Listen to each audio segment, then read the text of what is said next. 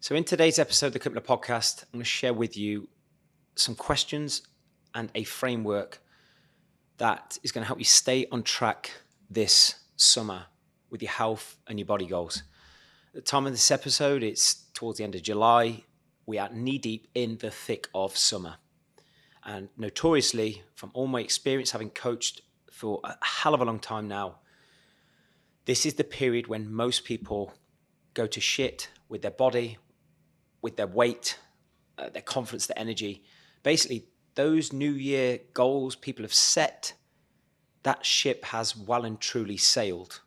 Or for many people, they've gone on holiday in shape, but they don't know what to do to stay in shape and maintain, or more importantly, meet their expectations of how they want to feel and how they want to look and the energy and the confidence they want to have. But what I'm going to do in this episode as well is cut it in half. So the framework I'm going to share with you, I did on a training about a week ago to my Built to Last community. We have live trainings every single week from myself, my coaching team and speakers, etc., that are relative to that season and period of the year. We try and provide solutions to challenges and answers to questions that are more prevalent at that period of year. Because as I've banged on about many times before, there are different seasons, and for me, there needs to be different tactics and different reminders at these times. But I'm fully aware that if you're anything like many of our clients who are entrepreneurs, business owners, and summer season is very precious, very delicate with time with family, certainly during the holiday periods, I want to keep this episode short and sweet. So I'm going to split technically this training that I did for our clients in two. Okay. So I encourage you to tune into next week's episode 4. It's going to be the daily framework of how to stay on track this summer. What I'm going to go through with you today is the weekly framework. It's going to be literally a handful of questions. Right? Why are questions so important? Questions help you reflect on what's going well, what's not going well, and more importantly, what you need to do, what you need to choose, and what you need to focus on to meet your expectations and move closer towards that goal that you're striving for, or more prevalent to this training, simply stay in shape. A lot of people do not know what questions to ask themselves. And if you don't know what questions to ask yourself, you'll end up winging what you need to do and have reactive behavior, especially when it comes to food. So to kick off, as I said to my clients on this training, what's really, really important, if you are someone listening to this who really wants to stay on track with your health and fitness goals across the summer without compromising fun, you need to remind yourself on what is it from an expectation perspective that will keep you happy. A lot of people end up drifting off with their health goals because they don't know where they're going. They don't have a clear vision and a target and a blueprint in their mind of what it is they're trying to feel by looking a certain way in relation to their health. So the 3 questions, I'm going to share these again next week before I go into the daily framework. The 3 questions I encourage you to ask yourself right now are this. What was your summer health and body goal? And does it still matter? It's impossible to stay on track with our movement targets, food targets, sleep targets, training targets if we don't know what our goal is. If we don't know what the outcome is, we certainly aren't going to have an awareness of what the process should be. But what was your summer health and body goal, and does it still matter?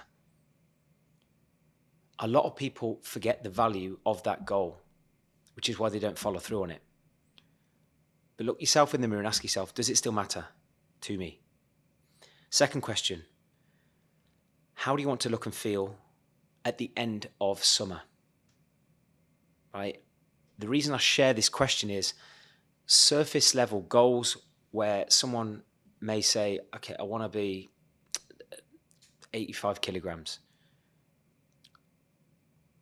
I believe without attaching an emotion behind that metric, you will not hit that metric. Because deep down, when we're trying to hit a metric or a performance target, it's because we believe it's going to make us feel a certain way and perhaps enhance our life in a certain way. But how do you want to look and feel, and more importantly, feel at the end of the summer? Fast forward to the end of the summer. What will make you happy? Third question. You need a why. Right? What I would say in relation to your big summer health and body goal, have a strong why behind it that relates to your personal life. Have a strong why behind it that relates to your physical shape, and have a deeper why that is emotional. Right. So in relation to how you want to look and feel at the end of the summer, what is the personal reason? What is the professional reason? What is the physical reason? And what is the emotional reason? Your personal reason could be something like, I need to be in great shape at the end of the summer because, and feel great about feeling great shape in the summer because it makes me feel better in my relationship. It makes me enjoy sex more. Your professional reason, by being in shape at the end of the summer, still full of energy, you'll be able to attack the final third of the year with more intent. You might be more productive at work, get more done, really finish the year strong when you're working towards your professional targets. But the reason this is important is it's going to give you more internal motivation and drive to stay disciplined even over the summer if you know that these things are going to contribute towards better performance in business, better mood in relationships, or even from the physical why might be simply more energy. The emotional, more confidence. But we need to get clear. And having coached for so long now, the reason people do not follow through on their goals and they don't stick to them is there's not enough deeper meaning behind those goals. Now I'm going to shoot to the weekly framework. There's 6 questions, and you might not need to use them all. But as I share with our clients, I believe if you literally took 10 minutes max on a Saturday or a Sunday to ask yourself these questions, you would go into the following week with razor sharp clarity, what you're aiming for and what you need to do to meet that target, and how you need to manage yourself around business, socials, whatever you have that week. First question is this. In relation to the remainder of the weeks left in the summer, right, I would ask myself at the end of each week for the following week, is this week an accelerate, maintenance, or a decline week? What do I mean by that? This is breaking things down logically, as I shared with our clients. Right, if you were to rewind back to the start of the summer, there's 12 weeks approximately across the summer. I really believe that the reason so many people go to shit with their health and shape and put on loads of weight, feel like shit at the end of the summer, they haven't got a clear expectation of the way they're going to manage each week. It's sort of blasé. It's you're sort of winging it. Whereas if you can break down each week and go, right, can this week be an accelerate week? An accelerate week for me is when maybe you have less socials, less travel, and you are in an environment where you can control your food, what you eat, how much you eat, basically maybe prep your own food or dictate how much you eat and what you eat with whoever's making it for you. You can get all of your sessions in with full volume, without stress. You've basically got less on. So you can adhere to your training, your food, and management of you a lot more adherent. So you might be able to make a bigger dent in your fat loss if that's your goal right now. You might be able to lift more weight in the gym if that's your goal right now. For a maintenance week, for many people, simply having more maintenance weeks across a summer is going to keep them on track. Many of our clients, they've never been in shape or stayed in shape across the summer before they joined. So obviously those weeks prior to joining us across the summer were decline weeks, which no one wants to have, where they're consistently putting on weight, sloppy with their training standards, or inconsistent, maybe not even training, or just eating whatever they want and going to shit, certainly Thursday, Friday, Saturday, Sunday across weekends, drinking too much, eating too much, right? So maintenance week for me is literally having a pulse check on your food and your training. So you're still eating well, you're training well, but you might have more social occasions on those weeks. You might have a wedding, you might have a barbecue, you might have a holiday. So a win for many people is simply maintaining your shape, or being okay with even putting on maybe a pound or two the other side of a holiday, but you've had fun, but you've still kept active, you've still trained, but you've just managed your expectations a little bit better and realize that, look, you're not going to change the world or break records during that week or make a monumental dent in your fat loss, but you've stayed on it. And one of the biggest flaws in entrepreneurs and industry leaders that we coach is they're all or nothing. They're on it or they're off it, as I've said many times before. But this framework, that question of going, right, is this week, right, for the remainder of the summer, within the remainder of the summer, is this week an accelerate week, a maintenance week, or a decline week? And I don't believe anyone who values health and values how they want to feel wants to have a decline week where you're just completely off it and go into shit. And look, if you're okay with that, that's okay too. Having a week where you just down tools, eat what you want, drink what you want. But don't give yourself too much work to do the other side, or don't have a decline week if you're not prepared to deal with the emotional and the physical consequences the other side of that, where you can't pick yourself up again. Second question. What is your number one health expectation this week? Just get clear. What is your number one health expectation this week? For me, I encourage you to make that more process-based. What do I mean by that? As we share with our clients, I think having a clear health expectation that is process-based is going to keep you consistent that given week. So for some of our clients who might be struggling with sleep, them going into a week, having a clear expectation of going, right, I'm going to sleep 7 hours minimum every single night this week. It's clear, it's measurable, and it's a yes or no answer at the end of the week. Another clear health expectation might be, I'm going to track my calories with 100% accuracy this week. That might be the thing that creates the ripple effect on everything else. You might do it with steps. You might have a clear metric of going, right, I'm going to hit 12,000 steps every single day without negotiation this week. Get my words out. Might be training. I'm not going to miss a session. I'm not going to miss a set. Whatever it is, pick the one thing that is going to help keep your head, your health, and your body in a great spot at the end of the week. Because there's nothing more empowering than going or setting an expectation and then meeting that expectation. Third question. And why is this important to you? As I've just said, you need to have a why when you set a goal. Unless that goal is just something so strong and you know you're going to do it over and over again, like, that's fine. But most people need a bigger emotional driver behind a goal. Or you make it a lot more easier when you're clear on the why behind the goal. And in relation to that question that I've shared with you, that, and why is that important to you? Write or say 5 reasons minimum.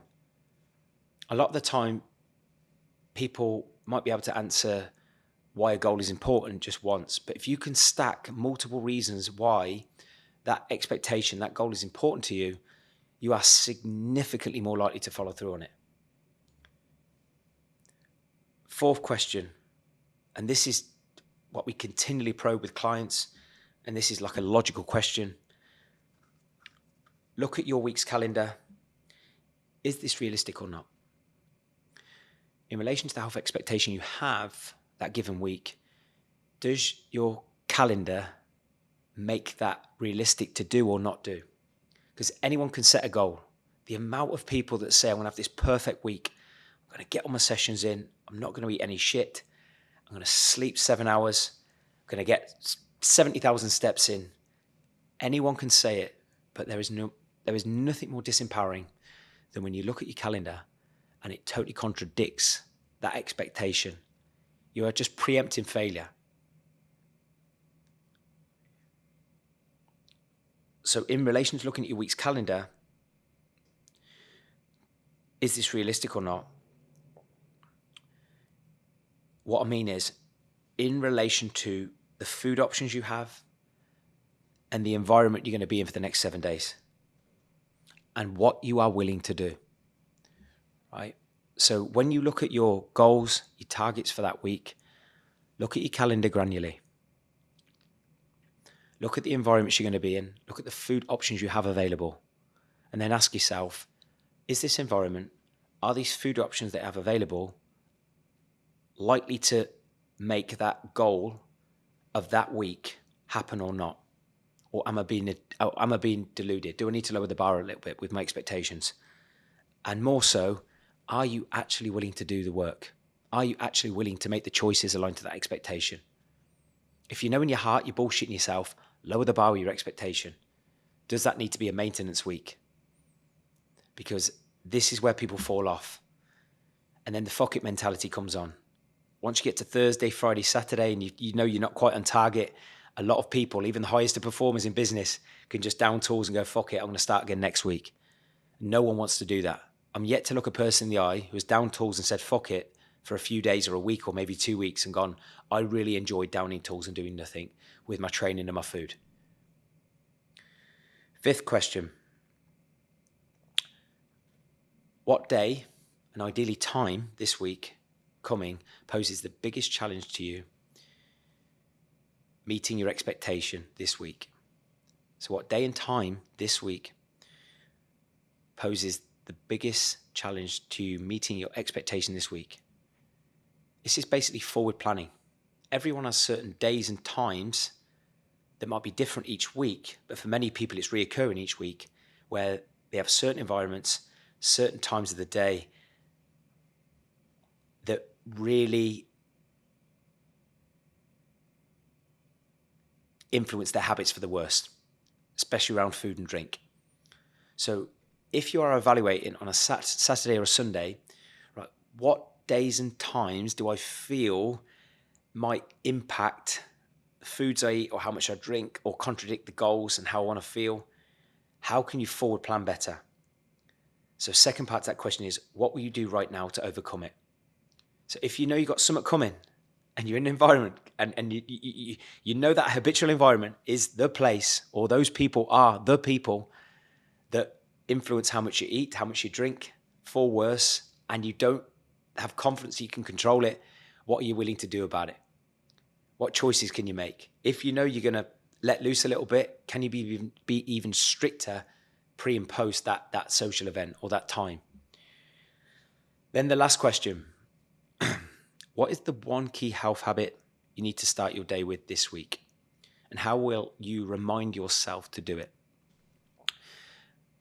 Everyone has, from my experience, one thing that when they do that thing first thing in the morning, they generally have a better day. They generally perform better in business, and they generally eat better for the rest of the day. They manage themselves better for the rest of the day. It influences their state. What is your one thing? What is that one health habit that when you do it, you know you just operate better that day, you eat better that day, and you feel just as good at the end of the day as what you do at the start of the day. Okay, but what can your health habit be every day for that given week? And it might be different across certain weeks. For many people, we've advised who are away right now with our clients, we've just said, look, get your training in first thing, and then you can enjoy the rest of the day with your family. It doesn't have to be a longer session, but just do it without compromise. Yet that same person, their lifestyle when they're maybe in London or New York or whatever city they're in, you've got clients all over, training first thing might not be their one primary health habit that is going to influence their day for the better. But what is your one health habit you need to start your day with on that given week that's going to match your expectations. So that's the weekly framework. I'd love to hear your feedback as always, but I promise you, if you go through that mini framework, those 6 questions, you'll likely train more and better than maybe what you previously would have done. You'll manage your food better. You'll manage your sleep better. Simply put, you'll feel better, and everything and everyone in your life, certainly on holiday, will benefit.